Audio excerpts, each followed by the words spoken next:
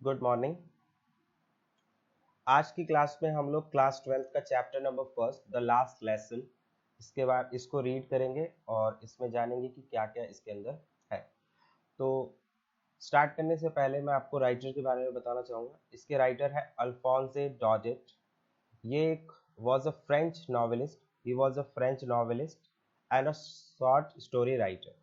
सो अब लेसन के बारे में जानते हैं कि ये लेसन क्या है। तो the last lesson is set in the days of Franco Persia Persian war 1870 से लेकर 1871 तक ये वॉर चली थी, in which France was defeated by Persia led by Bismarck. और ये जो फ्रांस था वो डिफीट हो जाता है, हार जाता है, जिसको कि बिस्मार्क जिसको लीड कर रहा होता है पर्सिया को। ठीक है, then Prussia then consisted of what now are nations of Germany, Poland and parts of Austria. So Prussia उस समय पे क्या था, मतलब आप ये कह सकते हैं पर्सिया जो था उस समय पर जो वो हिस्से थे जो उसका शामिल था वो अब किस में है, जर्मनी, पोलैंड और ऑस्ट्रिया के कुछ हिस्से हैं। So in this story French districts of Alsace and Lorraine, Alsace और जो लॉरेन है, have pass into Persian hand. ये जो फ्रांस के कुछ डिस्ट्रिक्ट होते हैं, दो डिस्ट्रिक्ट है अल्सेक और लॉरेन, वो किसके हाथों में आ जाते हैं, पर्शियन के, क्योंकि वो लोग जीत जाते हैं, उन्होंने फ्रेंच को हराया होता है। तो read the story to find out what effect this had on the life at school. अब देखो, जब वॉर हुआ और जब फ्रेंच लोग हार गए और पर्शियन लोगों का उसके ऊपर कंट्रोल हो गया, तो वहाँ के स्कूलों पे क्या इफेक्ट पड़ा इस चीज का, इस वॉर का। तो इसके बारे में ये पूरा चैप्टर है और हम देखेंगे कि क्या होता है आगे। So let's start. I started for school. I started for school very late that morning. क्या कहता है कि जो यहाँ पर है, तो वो कहता है कि मैंने जो शुरू किया, मैंने स्कूल के लिए निकला वेरी लेट, बहुत लेट निकला उस सुबह। And was I was in a great dread of scolding. और मुझे क्या था ना कि बहुत ज़्यादा डर था कि मुझे क्या लगने वाला है, डांट पड़ने वाली है, इस बात को लेकर भी था। ठीक है, सो ड्रेड का मतलब डर होता है। ठीक है, I was in a great dread of scolding. ठीक है, स्पेशली, ठीक है, especially because M. Hamill had said that he would question us on participle। खास तौर पे जब, क्योंकि एम हैमिल जो थे उनके जो टीचर है, उन्होंने कहा था कि that he would question us on participle, participles के ऊपर वो हमसे क्या करेंगे, सवाल पूछेंगे। And I did not know the first word about them, और मुझे उनके बारे में पहला अक्षर भी नहीं मालूम था। For a moment I thought of running away. So क्या कहता है ये जो लड़का है, वो कहता है कि फॉर अ मोमेंट मैंने सोचा, आई थॉट ऑफ रनिंग भागने का, away, and spending the day out of door, और मैंने क्या किया, बिताने का, स्पेंड मैंने बिताना, द डे मैंने दिन को, आउट ऑफ डोर्स मतलब बाहर बिताने का। इट वॉज सो वार्म, बहुत अच्छा मौसम था, वार्म एंड सो ब्राइट। ठीक है, दिन बहुत वार्म और ब्राइट था। द बर्ड्स वर चिरपिंग, चिड़िया आवाज कर रही होती है। ठीक है, chirping at the edge of wood मतलब जंगल के अंत पे, छोर पर, किनारों पर। In the open field back of the saw mill the Prussian soldiers were drilling. अब वहां पर क्या होता है कि back of the saw mill, जो एक मील है सॉ मिल, उसके पीछे क्या होता है, जो पर्सिया के जो सोल्जर्स होते हैं, सैनिक, वो क्या होता है, प्रैक्टिस कर रहे होते हैं, ड्रिलिंग कर रहे होते हैं। It was all much more tempting than the rule of participles. अब ये क्या कहते हैं कि मच मोर टेम्पटिंग मतलब, टेम्पटिंग मतलब कोई चीज लुभावनी है, मतलब अट्रैक्टिव लग रही है, ये ज्यादा लालच देने वाली चीज है। It was all much more tempting than the rule of participles, participles के रूल से ज्यादा ये लुभावनी चीजें थी। But I had the strength to resist and hurried off to school. अब ये कहता है कि मेरे पास इसकी क्या थी, ताकत थी कि मैंने इस चीज को विरोध किया कि नहीं भाई, मैं तो स्कूल जाऊंगा, और मैं जल्दी जल्दी भागा किधर, स्कूल की तरफ। ठीक है, when I pass the town hall, क्या कहता है कि when I pass the town hall there was a crowd in front of bulletin board. जब वो कहाँ से गुजरता है, आगे वो कहता है कि जब मैं टाउन हॉल के पास से गुजरा, so there was crowd, crowd मतलब भीड़, वहां पे भीड़ थी। कहाँ पे, in front of, front of का मतलब सामने, किसके सामने थी, the bulletin board, bulletin board के सामने क्या थी, भीड़ थी। तो ऐसा क्या है बुलेटिन बोर्ड के पास कि वहां पे इतनी ज्यादा भीड़ थी। ठीक है, सो ये कहता है कि ऐसा बुलेटिन बोर्ड क्या होता है, एक नोटिस बोर्ड होता है, सूचना पट जिसे आप कह सकते हो, नोटिस जहाँ पे आते हैं। So for the last 2 years, क्या कहता है कि पिछले 2 सालों से, for the last 2 years all our bad news had come from there, कि हमारी जितनी भी बैड न्यूज है, बुरी खबरें हैं, हैड कम फ्रॉम देयर, वो वहीं से आई हैं, बुलेटिन बोर्ड से। द लॉस्ट बैटल्स, जैसे कि कौन सी बुरी खबरें, जैसे लॉस्ट बैटल मतलब हारे हुए युद्ध।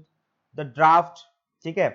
अब जैसे ड्राफ्ट मतलब जैसे कि ऐसा होता था कि सेना में भर्ती होना है, ऐसा कुछ ऑर्डर वगैरह, ठीक है, कि and the orders of the commanding officer, और जो वहां के जो सेना के लीडर होते थे, कमांडिंग ऑफिसर, उनके ऑर्डर्स आते थे इस बुलेटिन बोर्ड से। And I thought to myself, मैंने खुद से सोचा, without stopping, what can be the matter now, और मैंने बिना रुके, जो लड़का होता है वो सोचता है कि अब क्या बात हो सकती है। Then as I hurried by as fast as I could go. So अब मैंने क्या किया कि तब फिर वो कहता है कि उसके बाद मैं जितनी तेज दौड़ सकता था, मतलब as fast as I could go, मैं उतनी तेज वहां से चला, ठीक है। The blacksmith watcher who was there with his apprentice reading the bulletin. अब वो क्या कहता है कि वहां पे मौजूद था, जो वहां पे जो द ब्लैकस्मिथ, ब्लैकस्मिथ जो होता है लोहार था, और एक वॉचर है, ठीक है, वॉचमैन, वॉचर, ठीक है, वो होता है। Who was there with his apprentice, ठीक है। अब जो वो वहां पे किसके साथ होता है, अपने अप्रेंटिस के साथ होता है। अप्रेंटिस मतलब जो सीखने वाले लोग होते हैं, सीख रहा होता है, उसका उसके अंडर में वो अप्रेंटिस था। रीडिंग द बुलेटिन, और वो क्या पढ़ रहा होता है, बुलेटिन बोर्ड, बुलेटिन पढ़ रहा होता है, ठीक है। Called after me, called after me, उसने मुझे मतलब पीछे से आवाज दी, called after me, don't go so fast bub, you will get to your school in plenty of time. वो क्या कहता है कि अरे भाई इतना तेज मत जाओ, तुम्हारे पास अभी समय है, समय रहते पहुंच जाओगे, प्लेंटी ऑफ टाइम, बहुत समय। I thought he was making fun of me, मुझे लगा, आई थॉट का मतलब मुझे लगा, he was making fun of me, making fun of के मतलब वो मेरा मजाक बना रहा था, ठीक है। And I reached M Hamel's little garden all out of breath, और मैं कहाँ पे पहुंचा कि मैं हाफते हुए, ऑल आउट ऑफ ब्रेथ का मतलब हाफते हुए, ऑल आउट ऑफ ब्रेथ, कहाँ पे पहुंचा, जो एम हैमिल का जो छोटा सा गार्डन है, बगीचा है, वहां पे पहुंचा। यूजली व्हेन स्कूल बिगिन, आमतौर पर, यूजली का मतलब क्या होता है, आमतौर पर जब स्कूल शुरू होता था, there was a great bustle which could be heard out in the street. अब वो कहता है कि देखो, आमतौर पर जब स्कूल शुरू होता है तो वहां पर क्या होता है, ग्रेट ब्रसल मतलब बहुत शोर की आवाज आती है, ठीक है। लेकिन आज क्या था कि पूरा मतलब शांत, जैसे क्या होता है कि किस तरह की आवाज आती थी, जैसे कि विच could be heard out in the street, the opening and closing of desk, lessons repeated in unison, very loud with our hands over our ears to understand better, the teacher's great ruler ramping on the table। तो ये वो चीजों को explain करता है, जैसे कि usually का मतलब आमतौर पर, जैसे कि हमेशा ऐसा होता है कि व्हेन स्कूल बिगिन मतलब जब स्कूल शुरू होता था, there was a great bustle, great bustle का मतलब हलचल होती थी, बसल का मतलब यहाँ पर इसका मतलब है हलचल, तो ग्रेट बसल मतलब बड़ी हलचल होती थी, विच could be heard out in the street, जो कि क्या हो सकता था कि आप उसको क्या कर सकते थे, सुन सकते थे, ठीक है। The opening and closing of desk, desk का खुलना और बंद होना, मतलब कि डेस्क को इधर उधर खिसकाते रहते थे तो उसकी भी आवाज आपको सुनाई दे जाती थी, ठीक है। लेकिन आगे क्या होता है कि लेसन रिपीटेड इन यूनिसन। अब यूनिसन का मतलब क्या होता है कि अब यहाँ पर क्या जा सकता था कि लेसन्स को क्या होता था, इधर उधर दोहराया जाता था, मतलब बार बार दोहराया जाता था, ठीक है। और very loud with our hands over ears to understand better. अब क्या होता था कि यूनिसन का मतलब पहले समझ लो, यूनिसन का मतलब एक ही सुर में, एक ही सुर में लेसन्स को दोहराया जाता था। वेरी लाउड बहुत तेज, with our hands over our ears to understand better. अब हमें क्या करना पड़ता था, अपने कानों पर अपने हाथ रखने पड़ते थे ताकि क्या हो, अच्छे से समझ में आए। दूसरा क्या होता था कि अगला वो कहता है कि the teachers great ruler ramping on the table. अब जो टीचर का जो रूलर है, जो वो क्या होता था, बार बार उसको मेज पे खटपट खटखटाने की आवाज भी आती थी, but now it was all still. अभी क्या था कि ये सब चीजें क्या थी, एकदम शांत थी। I had counted on the commotion to get to my desk without being seen. अब मैंने क्या सोचा कि मैं बिना दिखे हुए क्या करूं, मैं वहां पर पहुंच जाऊं, ठीक है। सो पहुंचने की तो कोशिश की मैंने, ठीक है, but of course that day everything had to be as quiet as Sunday morning. लेकिन उस दिन क्या था कि सब कुछ क्या था, एकदम शांत था। जैसे कि ऐसा लग रहा था कि ऐसा ही हो रहा था जैसे कि संडे की सुबह होता है, एकदम ऐसा ही शांत होना जरूरी था। Through the window I saw my classmates already in their places. तो मैंने खिड़की से देखा कि जो मेरे क्लासमेट्स थे वो ऑलरेडी अपनी जगह पे थे क्लास में। M Hamel walking up and down with his terrible iron ruler under his arm. अब जो एम हैमिल थे, एम हैमिल क्या थे, वो चल रहे होते हैं, ठीक है, up and down. Up and down का मतलब कि इधर उधर आगे पीछे टहल रहे होते हैं, और उन्होंने अपने आर्म्स अंडर हिज आर्म्स, मैंने अपने बाहों के नीचे अपना जो भयानक सा जो आयरन रूलर था, जो आयरन रूलर था, मैंने जो स्केल था लोहे का, वो दबा रखा होता था, ठीक है। You can imagine, sorry, I had to open the door and go in before everybody. अब क्या होता है कि मुझे क्या करना पड़ा कि मुझे दरवाजा खोलना पड़ा, ठीक है। I had to open the door and go in front in before everybody, और सबके सामने जाना पड़ा। You can imagine how I blushed and how frightened I was. मतलब आप सोच सकते हैं, यू कैन इमेजिन, आप कल्पना कर सकते हैं, हाउ आई ब्लस्ड, कि मैं कितना शर्मिंदा था, मतलब शर्मा रहा था, and how frightened I was, और कितना मैं डरा हुआ था। देखो भाई, टीचर क्लास में आगे पीछे हो रहा है, क्लास पूरी बैठी हुई है, एकदम शांत है, और आप एक तो एक आप लेट है, और आप चोरी से जाने को, और एकदम से आप दरवाजा खोल के सामने से जा रहे हो, तो सोच सकते हो आप कैसा मतलब फील कर रहा होगा वो। But nothing happened. But usually क्या होता कि टीचर आपको पीटता, डांटता, बुलाता, ठीक है, बच्चे आप पे हंसते, बट नथिंग हैपेंड, कुछ नहीं हुआ। M Hamel saw me and said very kindly, go to your place quickly little Franz. मतलब एकदम शॉकिंग था कि मतलब एम हैमिल ने मुझे देखा, ठीक है, एम हैमिल सॉ मी, और उन्होंने क्या कहा कि उन्होंने कहा कि भाई बहुत काइंडली, बहुत प्यार से, go to your place quickly, जल्दी अपनी जगह पे जाओ, ठीक है। लिटिल फ्रांच, छोटे नन्हे फ्रेंच। इस लड़के का नाम अब आया है, क्या नाम है इसका, फ्रेंच नाम है, Franz. We were beginning without you, हम तुम्हारे बिना ही क्या करने वाले थे, शुरू करने वाले थे। I jumped over the bench and sat down at my desk. अब क्या हुआ, मैं बेंच के ऊपर कूदा और अपनी सीट पर बैठ गया। नॉट टिल देन, क्या होता है, not till then when I had got a little over my fright. अब क्या होता है कि जब वो बैठा रहता हूँ कि जब तक नहीं, कि जब तक क्या होता है कि नॉट टिल देन, जब तक कि नहीं, I when I had got little over my fright, मतलब क्या होता है कि मैंने जब थोड़ा अपने डर के ऊपर काबू पा लिया था।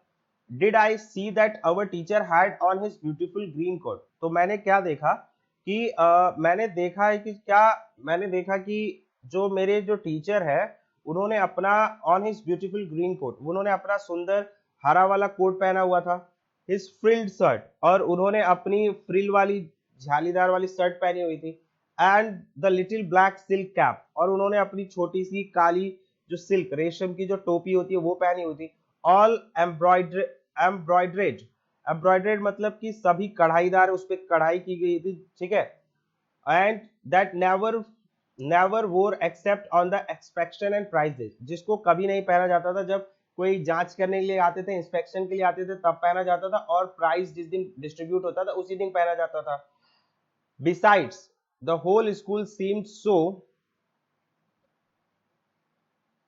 strange and solemn, और इसके अलावा पूरा स्कूल क्या दिखाई दे रहा था, स्ट्रेंज, ठीक है, एंड सोलमन, सोलमन मतलब एकदम सीरियस, ठीक है। पूरा स्कूल एकदम सीरियस नजर आ रहा था, और अजीब और एकदम सीरियस टाइप का। But the thing that surprised me most was to see, तो लेकिन सबसे ज्यादा चीज जिसने मुझे सरप्राइज किया वो क्या था कि जब मैंने देखा कि on the back benches that were always empty, कि जो पीछे के जो बेंच थे जो हमेशा क्या रहते थे, एम्प्टी, खाली रहते थे।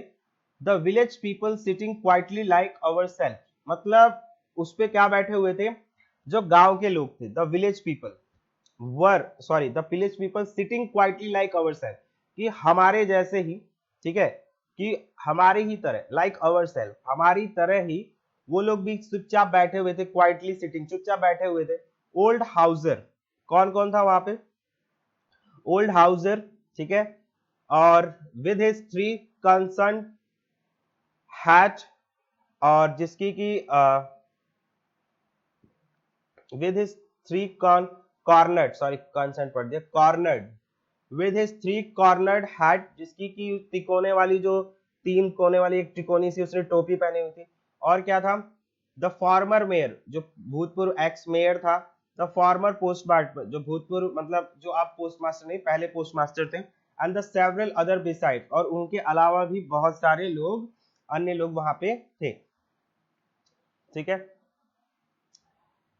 एवरीबडी लुक सैड, कि मतलब सभी लोग कैसे दिख रहे थे, सैड दिख रहा था, मतलब हर कोई, एवरीबडी, हर कोई जो वहां पे मौजूद था, लुक सैड, हर कोई दुखी दिख रहा था।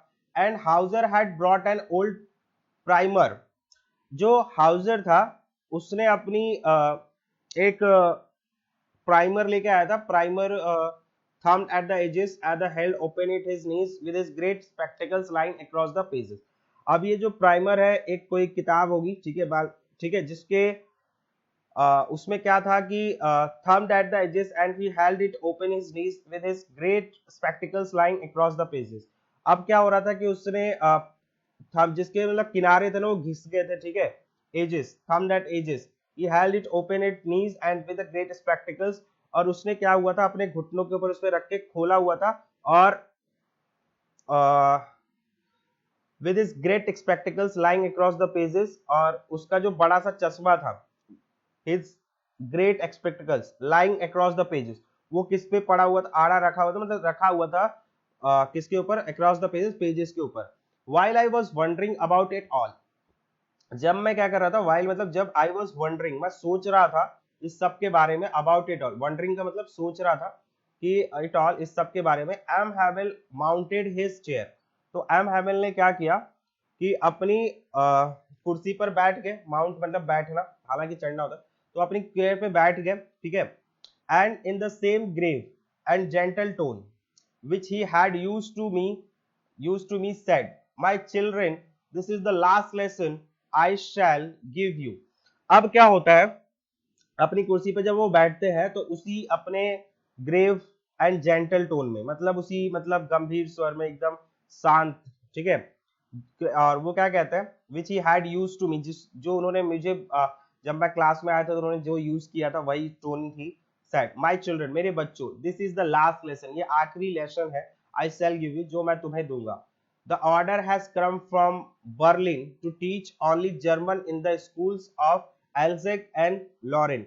अब वो क्या कहते हैं, उन्होंने कहा कि मेरे बच्चों, ये आखिरी पाठ है जो मैं आप लोगों को पढ़ाऊंगा, बर्लिन से आदेश आया है, क्या है, बर्लिन से आदेश आ चुका है, ठीक है, the order has come from Berlin, कि आया है या आ चुका है, to teach only German in the schools, कि सिर्फ आपको क्या करना है, स्कूल्स में क्या पढ़ाना है, जर्मन पढ़ाना है। कहाँ पे, कि कहाँ पे, अल्सेस और लॉरेन के जो स्कूल है उनमें सिर्फ क्या पढ़ाया जाएगा, जर्मन पढ़ाया जाएगा। कहाँ के, अल्सेस और लॉरेन के स्कूल में। The new master comes tomorrow, जो नया टीचर है वो कब आएगा, कल आएगा। This is your last French lesson, और ये जो आपका लास्ट फ्रेंच लेसन है। I want you to be very attentive, और मैं चाहता हूं कि आप इस पे बहुत ध्यान दें। What a thunder clap these words were to me. What a thunder clap these words were to me। क्या कहता है, एकदम बिजली की गड़गड़ाहट, जैसे ये कह सकते हैं बहुत बड़ा झटका कह सकते हैं, thunder clap, what a thunder, बहुत बड़ा झटका था ये जो शब्द थे मेरे लिए, ठीक है, बहुत हालांकि थंडर क्लैप का मतलब बिजली की कड़कड़ाहट होती है, लेकिन यहाँ पे कह रहा है कि ये बहुत बड़ा झटका था मेरे लिए। ओह the wretches, that was that was what they had put up the town hall। सो वो ये कहता है कि riches मतलब वो दुष्ट लोग आप कह सकते हो, या ऐसा ही, ठीक है, या ऐसा कुछ, ठीक है। सो वो कहते हैं कि यहाँ पे क्या होता है कि वो आगे कहता है that was what they had put up that the town hall, कि वो ये कहता है कि अच्छा तो यही वो चीज थी जिन्होंने, रेचेस का मतलब तो यहाँ पे हुआ, रैचेस है, रेचेस नहीं है, रैचेस पढ़ेंगे, जिसका मतलब अनफॉर्चुनेट हो सकता है, या डिस्पेक्सिबल पीपल, एनिमीज कह सकते हो आप एक तरह से, कि नीच लोग कह लो, दुष्ट लोग कह लो, स्काउंड्रल्स कह सकते हैं, बहुत सी बदमाश लोग, कि wretches, that was what they had put up at the town hall, कि मतलब यही वो चीज थी जिन्होंने उसको कहाँ पे रखा था, टाउन हॉल पर था वो बुलेटिन बोर्ड, टाउन हॉल के पास था ना बुलेटिन बोर्ड पे जो न्यूज आई थी, ठीक है, तो उन्होंने लगाया था, पुट अप मतलब लगाया था, किसके ऊपर, टाउन हॉल के बोर्ड। My last French lesson why, वो सोचता है कि अच्छा माई लास्ट, एक मिनट, क्या कहता है कि my last French lesson why, my last French lesson why I hardly knew how to write. अरे भाई मुझे मुश्किल से पता है, हार्डली मतलब मुश्किल से ही पता है कि हाउ टू राइट, कि कैसे लिखते हैं, ठीक है ना, मैं मुश्किल से ही जानता था कैसे लिखते हैं। I should never learn any more, और मैं अब कभी नहीं सीखूंगा, ठीक है, कि अब मुझे कभी नहीं सीखना है, और मैं सीख भी नहीं पाऊंगा। आई मस्ट स्टॉप देयर, कि मुझे अब यहीं रुकना होगा। Then how sorry I was for not learning my lesson, और मैं कितना ज्यादा दुखी था कि मैं अपने लेसन्स नहीं सीखा। फॉर सीकिंग बर्ड्स एग्स, क्यों, कुछ अब वो रीजंस बताता है क्यों नहीं सीखा, कि सीख मतलब ढूंढने, कि चिड़ियों के अंडे ढूंढने जाना, और गोइंग स्लाइडिंग ऑन द सार, ठीक है, अब जो नदी होता है, नदी के किनारे वहां पे फिसलने जाना, स्लाइडिंग करने जाना, ठीक है। माई बुक्स, मेरी जो किताबें हैं, my books that had seem such a nonsense a while ago, जो मुझे बहुत ज्यादा आफत लगती थी, सिरदर्द लगती थी, नॉनसेंस लगती थी, ठीक है, वाइल एगो थोड़ी देर पहले। सो हैवी टू कैरी, बहुत ज्यादा भारी लगती थी ढोने में। माई ग्रामर, मेरा व्याकरण, माई हिस्ट्री, मेरा इतिहास, ऑफ द सेंट्स, मतलब धर्मात्माओं के जो इतिहास थे, संतों के, वर ओल्ड फ्रेंड्स नाउ, अब वो मेरे पुराने दोस्त थे। Now that I couldn't give up, जिन्हें मैं छोड़ नहीं सकता था, कुडेंट गिव अप मैं छोड़ नहीं सकता था, एंड एम हैमल टू, और एम हैमल भी, the idea that he was going away, कि मतलब ये जो विचार था, जो ख्याल ही था कि अब वो क्या हो रहा है, कि दूर जा रहे थे। That I should never see me again, कि मैं उन्हें अब कभी नहीं देख पाऊंगा ना, कि मैं उन्हें कभी नहीं देख पाऊंगा। Made me forget all his ruler and how cranky he was, मतलब उसने मुझे क्या कर दिया, वो सब चीज भुला दिया, कि कितना वो चिड़चिड़े स्वभाव के थे, क्रैंकी थे, और कितना उनका जो रूलर था जिससे वो पीटते थे, उस सब चीज के बारे में मैं भूल गया। पुअर मैन, बेचारा आदमी, it was in honour of this last lesson that he had put on his fine Sunday cloth, मतलब वो कहता है कि ये बेचारा जो भला आदमी है, जो ऑनर, कि वो कहता है कि इस लास्ट लेसन के लिए ही उसने क्या किया था, अपने जो संडे के जो बेहतरीन कपड़े हैं, अच्छे कपड़े थे, उसने पहने थे। एंड नाउ आई अंडरस्टूड, अब मुझे समझ में आया कि why the old man of the village were sitting there in the back of the room, कि क्यों जो गांव के जो बूढ़े लोग थे वो सिटिंग बैठे हुए थे, कहाँ पे, in the back of the room, room के पीछे। It was because they were sorry, क्योंकि वो लोग क्या थे, दुखी थे, to that they had not gone to school more, कि मतलब वो कहता है कि वो दुखी थे कि वो लोग क्या थे, कि अब स्कूल नहीं जा पाए थे, ठीक है, कि they had not gone to school more, कि अब वो ज्यादा स्कूल नहीं दे पाए थे। That they had not gone to school more, it was their way of making our way of thanking our master for his 40 years of faithful service and showing their respect for the country that was theirs no more। अब वो कहते हैं कि it was there way of thanking, ये उनका तरीका था धन्यवाद कहने का, इसको अवर मास्टर, हमारे टीचर को, for his 40 years faithful service, कि उनकी जो फेथफुल सर्विस थी, फेथफुल मतलब आप ये कह सकते हो वफादारी से उन्होंने बहुत निष्ठापूर्वक सर्विस की सेवा दी, of showing their respect for country, और अपना ये उनका तरीका था अपने देश को सम्मान दिखाने का, रिस्पेक्ट करने का। दैट वॉज देयर्स नो मोर, जो कि अब उनका नहीं रहा था अब। ठीक है, आगे क्या होता है, while I was thinking of all this, क्या कहते हैं, जब मैं इस सब के बारे में सोच रहा था, I heard my name called, मैंने सुना अपना नाम कि मेरा नाम कोई पुकारा, I heard my name called, it was my turn to recite, और ये मेरी बारी थी, it was my turn to recite, सुनाने की, रिसाइट का मतलब दोहराने की या पाठ दोहराने की या सुनाने की। What would I not have given to be able to say that dreadful ruler of for the participle, although very loud and clear and without one mistake, but I got mixed up on the first words and stood there। देखो अब वो क्या होता है कि अब वो सोचता है कि what would I not have given to be able to say, sorry, what would I not have given to be able to say that dreadful ruler of participle rules or rule of participles, although अब वो सोचता है कि अब देखो यहाँ पर वो कहता है कि उस जो पार्टिसिपल का जो नियम था उसको, मतलब मैं कुछ भी, मतलब वो सोचता है कि I would not have given, मतलब कुछ भी नहीं दे दिया होता मैंने, कि अगर I would be able to say that dreadful, भयानक rule of participle, although very loud and clear, कि अगर मैं उसको पूरा साफ और क्लियर समझा पाता, एंड विदाउट वन मिस्टेक, कि बिना किसी गलती से वो कुछ भी दे देता अगर मैं ऐसा कर पाता तो, but I got mixed up, लेकिन मैं मिक्सअप हो गया, मतलब मैंने क्या किया, ऐसा कर नहीं पाया, कि मैं पहले ही मतलब किस में उलझ गया, on the first words, and stood there, वहां खड़ा रहा, holding on to my desk, और मैंने किसको पकड़ा रहा, अपने डेस्क को, माई हार्ट बीटिंग, मेरा दिल बहुत जोर से धड़क रहा होता, and not daring to look up, और मेरी हिम्मत नहीं हो रही थी कि मैं ऊपर देखूं।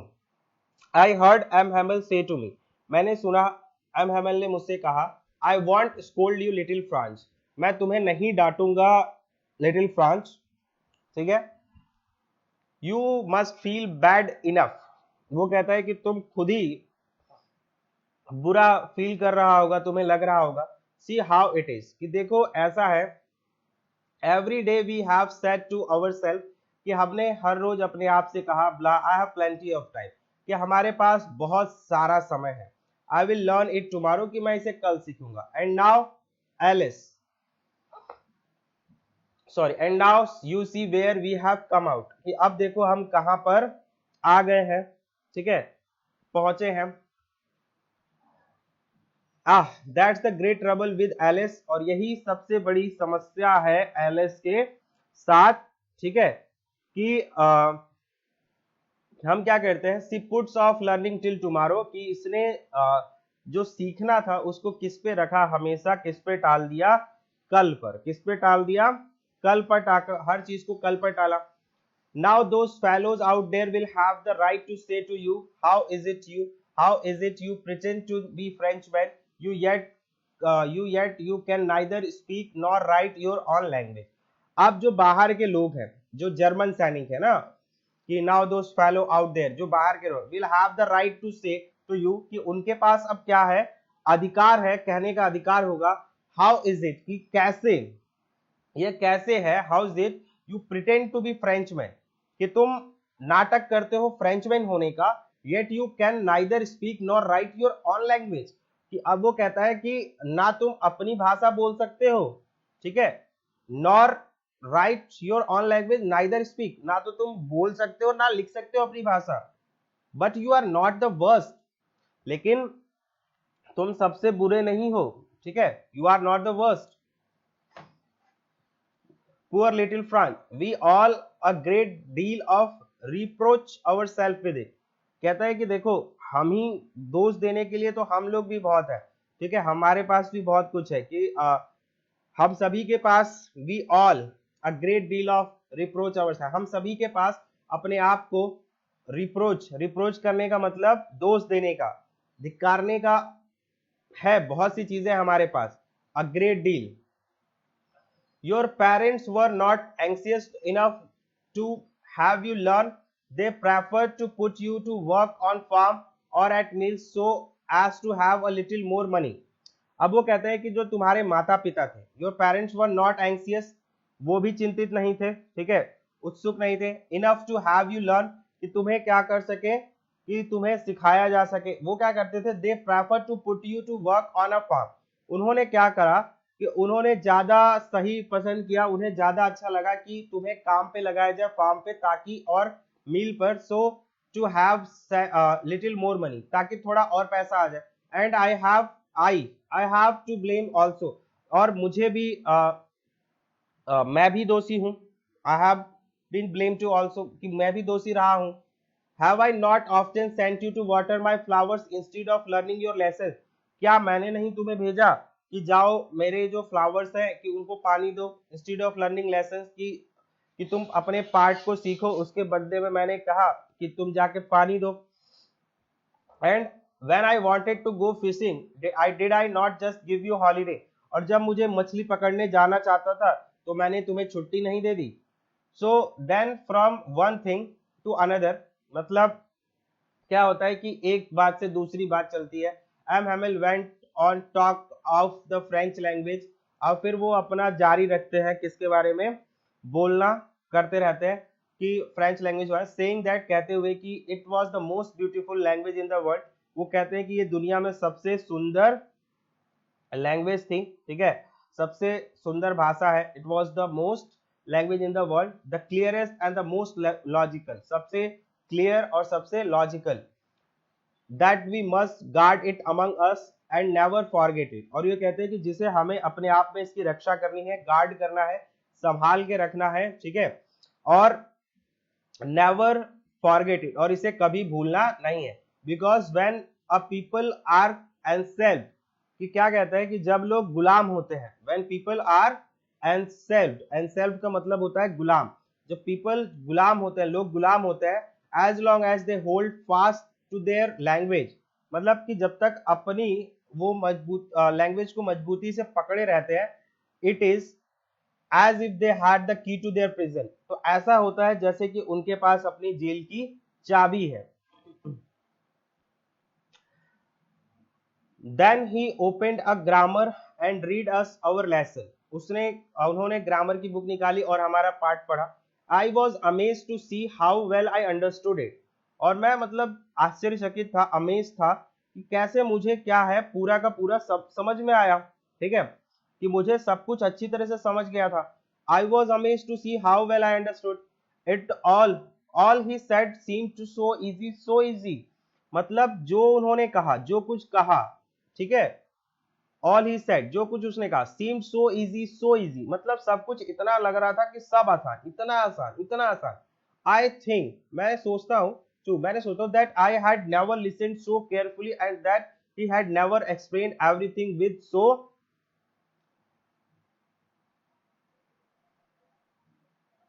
Much patience.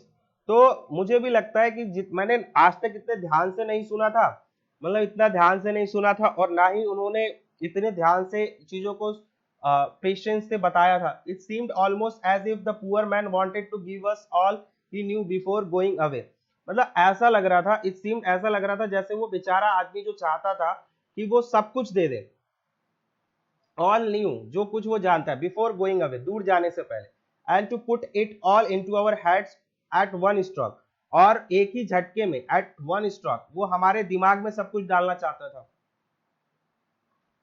After the grammar we had a lesson in writing, अब ग्रामर के बाद क्या था, हमारा लिखने का पार्ट था।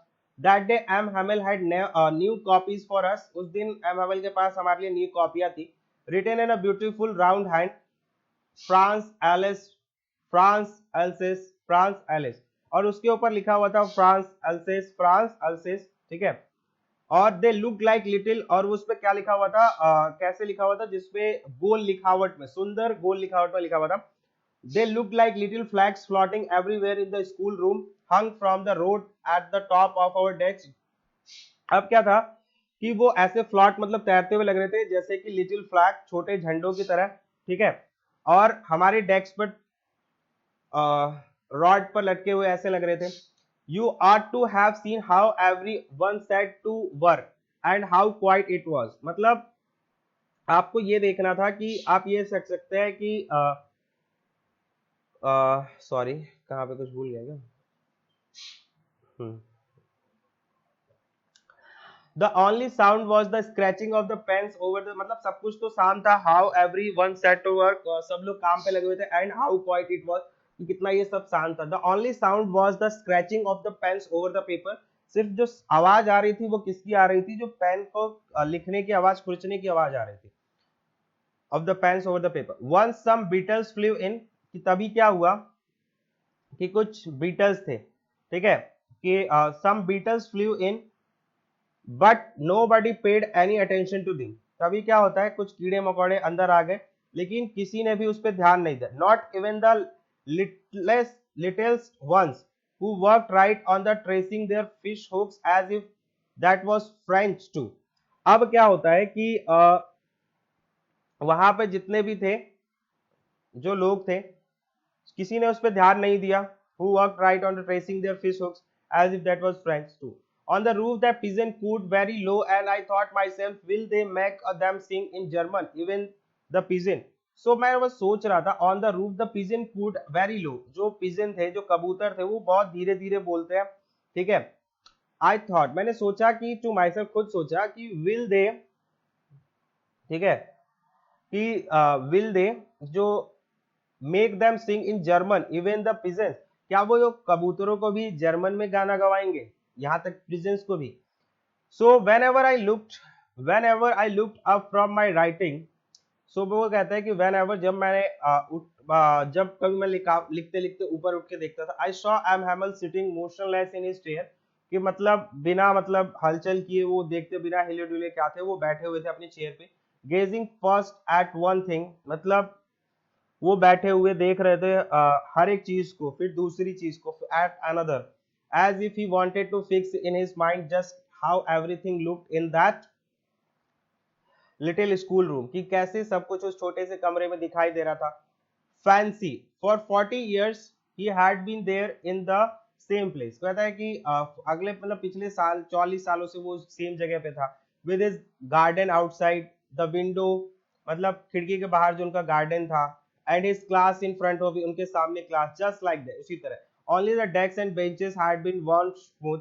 अब क्या हो रहा है कि ये सब चीजें थे कि ये सब वहां पे बैठे सब कुछ दिखाई देता था, ठीक है, कि मतलब वो 40 साल से, आप कल्पना कर सकते हैं कि 40 साल से वो उसी स्थान पे थे, उसी जगह पे थे, खिड़की के बाहर उनका बगीचा था, ठीक है, उनकी क्लास उनके सामने थी, इसी की तरह, ठीक है.